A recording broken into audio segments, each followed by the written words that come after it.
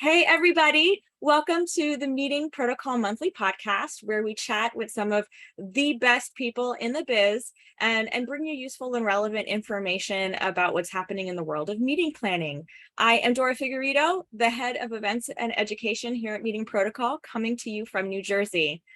In today's episode, we are going to talk about the metaverse. So although the concept of the metaverse is not new, it was coined in a 1982 novel and was really brought to life with the rise of virtual reality machines in the last decade. I think it's safe to say that it really came to the forefront for event professionals when Facebook changed its name to Meta just last year in 2021. And we all realized we need a better understanding of the metaverse in order to continue evolving in our industry. And it's more important than ever now in a pandemic world where so many events are still virtual first. Our special guest this month is an expert in the corporate metaverse. So please give a very warm welcome to Danielle McConnell, Marketing Director at Virtway and specialist in virtual workspaces and interactive online events. Her experience includes the development and implementation of marketing strategies, I'm tongue-tied today, for 360 and 3D virtual coverage of events, which is such a cutting-edge place to be right now. I am so thrilled to showcase her expertise today. This is so unique. There's not a whole lot of people who are doing this yet. So thank you so much, Danielle, for joining us. And tell us where you're joining us from today and the quick background of what got you into marketing, events, 3D, 360, and the metaverse. Yeah, so I'm joining from Madrid, Spain. I moved out this way back in 2009. I got into the event sector when I was in college still. I went to the University of North Carolina, Wilmington, and my internships were all kind of revolved around events. I was publicity chair for large in-person events. And then coming over this way, I did a bit of teaching and just kind of immersed myself for a while. But my first job was with a startup company, and they had a couple of different projects, but one in particular was based with 360-degree cameras and headsets, and it was a lot of fun. It kind of got me in there, and then from there, I've just been from event sector to event sector. I jumped over. I did some time at SubHub, which obviously is in-person events, sales of tickets there, and then now I'm working in 3D virtual event platform. That's really great. For those to whom this might be brand new, give us a quick overview of what Virtway does. Is it Virtway? Am I saying that correctly? Yeah, so my current company is Virtway. That's who I work for now. In a nutshell, Virtway is a 3D virtual world platform that delivers metaverse experiences in customizable scenes. So it's an avatar-based event platform which caters to the needs of collaboration, interactivity, fun, but there's a strong focus on quality for users and across all devices, including mobile phones in our case. So Virtway hosts anything from small meetings and team building activities, including escape rooms or obstacle courses, to huge conferences for 3,000 people, exhibition events, etc. Everything in between. Yeah, this sounds like you guys do a lot of work. But I think to us, it still feels very new, even though it's your day-to-day, maybe it doesn't feel as new to you. So 360 and 3D, I do think is pretty new for a lot of us in the industry. What are 360 and 3D? What does that mean? So 360 is more involved in VR, in virtual reality. So it requires a high-def 360-degree camera that usually transmits into VR headsets for a fully immersive experience. And that was what my initial project was, getting into online events that I was working for. And 3D environments also offer a true immersive space, but they're built with 3D technology. And some of them are accessible with VR glasses, but in other cases you can enter with more common devices like computers or tablets, and in the case of Virtway, mobile phones. And in this case, users enter and participate with a personalized avatar, and they use that avatar to navigate throughout the virtual world, and they can interact with each other, speak, dance, talk, and then they also have the option to obviously interact with the content that's in the virtual world as well. Cool. Let's continue with the basics. What is the metaverse? Well, that is not basic question. The metaverse is a complex term that is very much in its early stages and still being developed. It is, in my opinion, it is and it will be the next phase of the internet. It's the 3D version of the internet, essentially. But no one can be entirely sure quite yet how that's going to look 5 to 10 years from now. Without getting too technical, the metaverse is a network of 3D virtual worlds with a strong focus on user experience and social connection. Excuse me. So the main concepts that are kind of making up this development of the metaverse is that it will be an interoperable network of 3D virtual worlds. And that word interoperable is key there. So users will be able to travel from one virtual world to another and take virtual items from one platform and move them over with them into another platform, leading to the point that the different virtual worlds must be persistent and parallel to one another. There won't be a limit of users. And one of the really key points to the metaverse is that the users themselves will have a sense of self, and they'll have the control of their own data. So it's a lot that technology needs to catch up with to make all of these concepts come together and be possible. And it's difficult to say when exactly this all began. You know, you said with Neil Stephenson's novel Snow Crash, you know, he was kind of one of the first people to start talking about this term metaverse, but his vision was a little bit more dystopian. Anyways, I could go on and on about where it's been and where it's going, but I will say for people wanting to learn more about the metaverse, skeptics and believers alike, I really recommend picking up a copy of Matthew Ball's latest book, The Metaverse and How It Will Revolutionize Everything. He does a really good job of going through the history, where we've come from, where we are, and how that's going to develop into what this concept of the metaverse is or possibly could be. Cool. Well, thank you for that book recommendation. I have to say, the only book I've read that I think maybe approximates a metaverse type of thing is Ready Player One by Ernest Cline, which I loved very deeply. I thought it was a great novel. Yeah. It is. It actually, I really like Ready Player One as well. And Braithwaite has a project that we're working on that it's kind of been our backbone to create the project. So I think it's another one that's a little bit more dystopian as well, but the whole mindset and the idea that you can get from it helps you kind of shape where this is going. Yeah, definitely. I got to say, reading a novel that includes that kind of world really makes, like, I believe that is why I have even like a little inkling of what a metaverse is. All right, so I would love to hear how you have used these at events in the last few years, 360 and or 3D. Could you share some of the fun and creative examples alongside times when things maybe didn't go so well and you had a learning opportunity?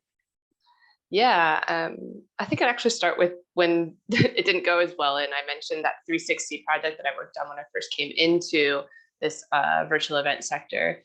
And at the time, I think it was one of the biggest learning opportunities. The idea and the project itself was fantastic. And, you know, with a small team from scratch, we researched and put together and built a wonderfully talented team. We published the project in Oculus, and we were streaming highly anticipated 360-degree events. We went to Pamplona and we did the running of the bulls. We were doing movie premieres, product launches. But where we failed to see success was the fact that it was 2016. So we're talking years before even, you know, COVID shut down. And the few people that had the VR headsets, they weren't looking for that type of immersive experience yet. So VR was just like so new for people. And all in all, I just say that we were too ahead of the game in this case. And that happens a lot across the board in the world of technology. And maybe this is where metaverse and, you know, 3D virtual world platforms, all of this is still taking on a lot of shape. So moving forward from that project, it was always important to keep that in mind. Like, okay, we know this is cool and it's a really good product, but is the rest of the world ready for it? And so that's something you do have to keep in mind when you are coming out with these really innovative projects. But going back to the first part of the question, some fun and creative examples.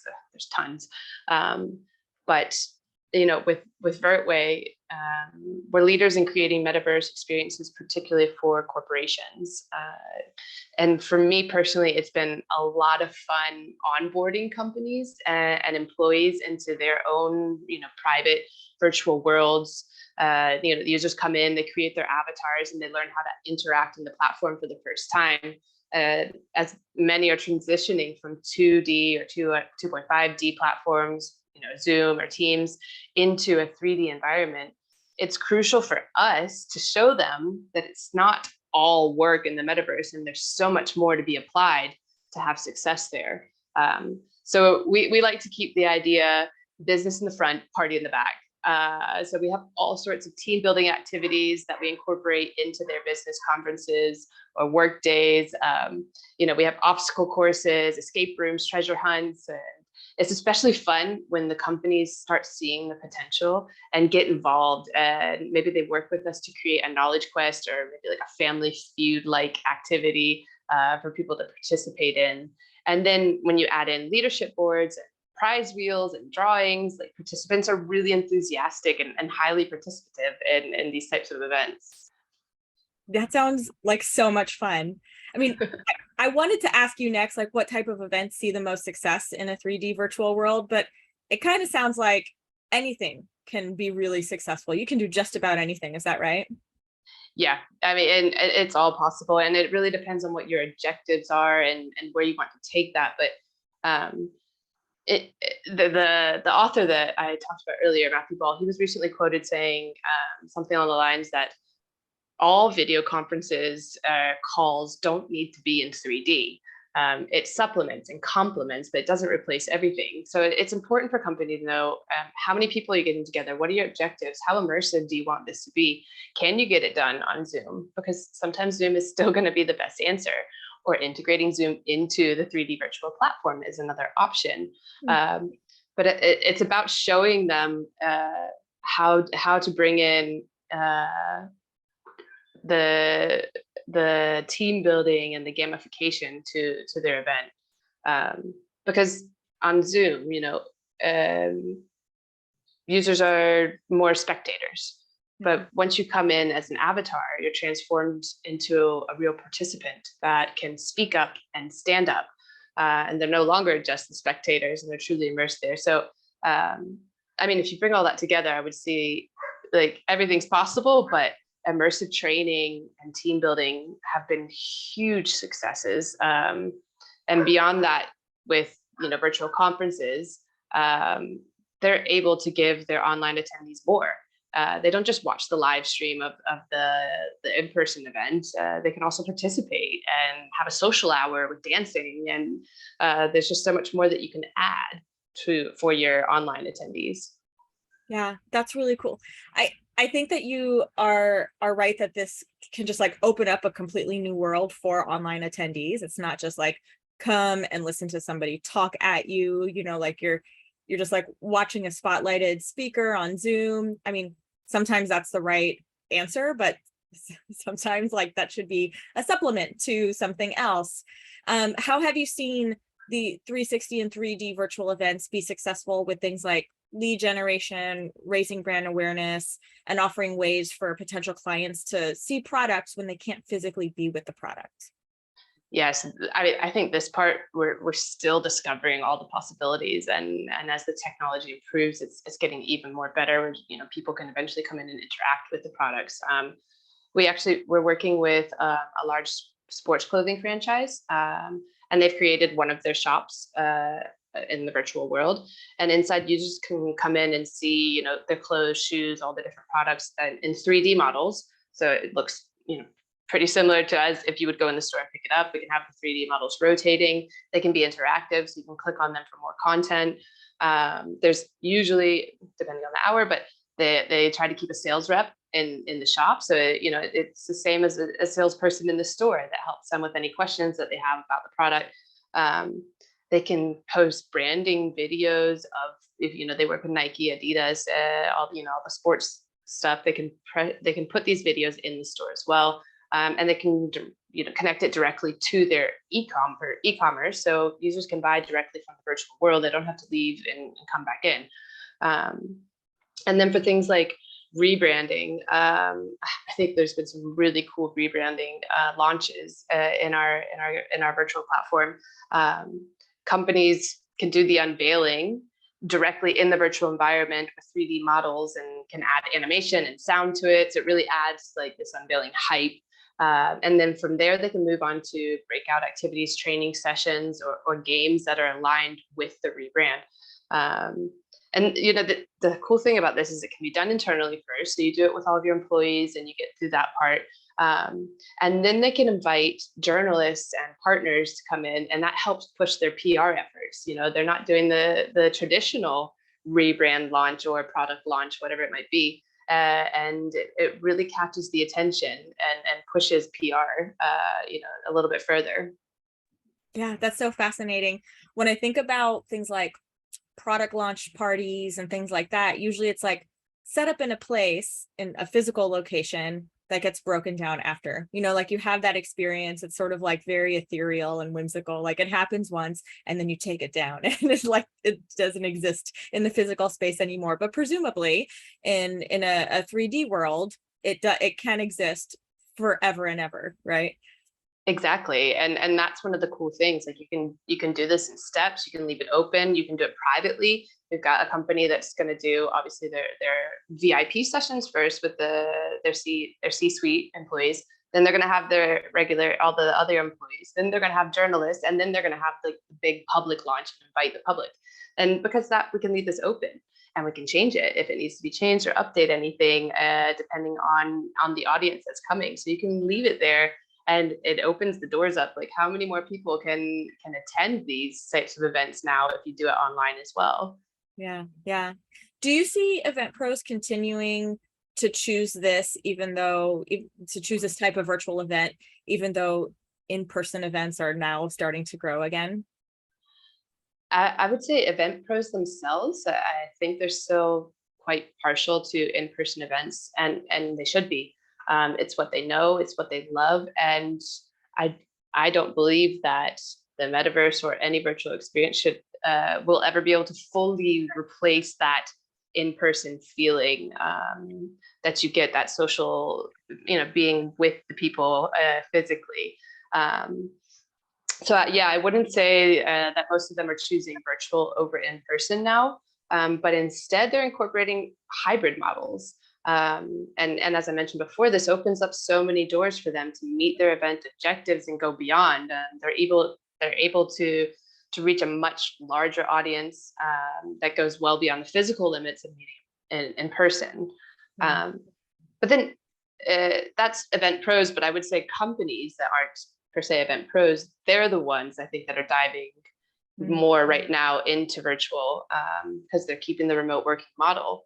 And they're not going back to fully in person, and they're in a straight up discovery phase right now, doing hands-on research to find what's the best virtual event platform for their company and their workspace. Yeah, that totally makes sense. What else should our audience know? What are some trends that you see in the future of this area?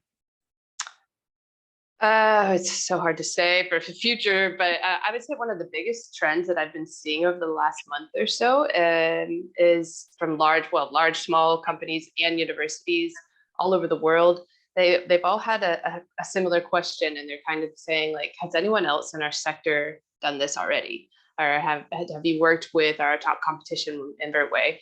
And that just shows the emotion, the energy, and what's behind that question is they want to be the innovators and one of the first to successfully use metaverse platforms for their company within their sector. So I think the biggest thing that I'd like to leave people with is like, the time is now. Get your feet wet, start exploring your options in the quote unquote metaverse that's going to totally change. Like, in the next 10 years, technology is going to skyrocket and open up so many more different opportunities in these virtual platforms. And the main goal is to build the metaverse and have it live up to the expectations. And even though it's not fully here yet, it doesn't mean, we should all just sit back and wait for it. Because 3D virtual platforms are what's going to make up the final concept of the metaverse. So just like Facebook and Google are part of the internet. I encourage both end users and companies, like, be the early adapters. They're the people that will see the potential, and they're going to play the part in what the metaverse will be down the road, because the metaverse is meant to be user centric. Users control their own data, and so if the more we start getting into it now, the more we can help play a role in what it's going to be later. Yeah, I love this. This was so fascinating. And I actually did an event, worked on a virtual event last year that had like an avatar virtual world component to it. And we honestly, we just were unsure how our attendees would react. We were like, are people even going to enter the virtual world after they're done with all of their like Zoom sessions?